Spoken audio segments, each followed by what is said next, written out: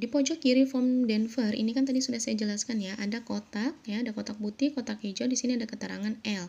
L ini tadi adalah maksudnya adalah laporan dari orang tua, kemudian angka di sini ya, ini adalah macam tes ya. Nah, angka ini bisa 1, 2, 3, 4 dan seterusnya. Ini maksudnya bisa dilihat di halaman belakang tes Denver ini untuk melihat petunjuknya ya. Oke. Nah, saya ambil satu tugas perkembangan ya, satu contoh tugas perkembangan ya. Misalnya di sini adalah berjalan dengan baik. Sebentar ya. Berjalan dengan baik ya. Di sini ada garis umur, kemudian ada macam-macam tugas ya. Di sini kan ada garis umur, ada macam-macam tugas dengan kotak hijau dan putih gitu ya. Nah, saya ambil satu contoh aja nih. Berjalan dengan baik ya. Berjalan dengan baik. Ini ada kotak putih dan kotak hijau. Kemudian ada persen ya, ada 25, 50, 75, 90. Ini adalah maksudnya persentasenya ya. Ada garis-garis kecil, ini adalah maksudnya persentase.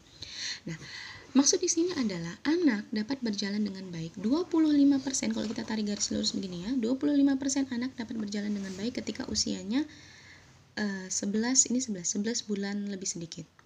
50% anak kalau kita tarik garis dapat berjalan dengan baik ketika usianya 12 bulan lebih sedikit ya. 75% anak dapat berjalan dengan baik ketika usianya 13 bulan lebih. Ini 13 bulan lebih. 90% anak dapat berjalan dengan baik ketika usianya 14 bulan lebih menuju 15 bulan ya. Nah, itu artinya ya hanya 25% anak yang bisa berjalan dengan baik ketika usianya itu kurang dari 12 bulan gitu ya.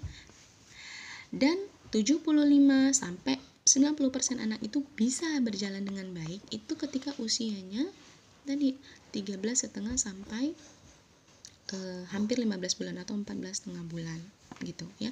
Sehingga ketika kita menemukan tugas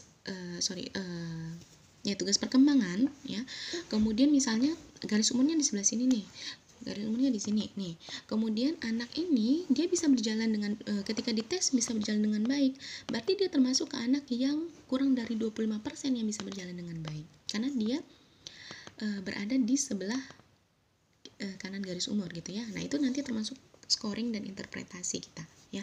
Jadi di sini aja dulu, yang penting kalian paham maksudnya 25, 50, 75, 90% ya. Jadi kalau ditarik garis umur gini tadi 25% anak bisa berjalan dengan baik ketika usianya 11 bulan lebih sedikit, 50% anak bisa berjalan dengan baik ketika usianya 12 bulan lebih dikit, 75% anak bisa berjalan dengan baik ketika usianya 13 bulan lebih ya, dan 90% anak bisa berjalan dengan baik ketika usianya 14 bulan lebih gitu ya.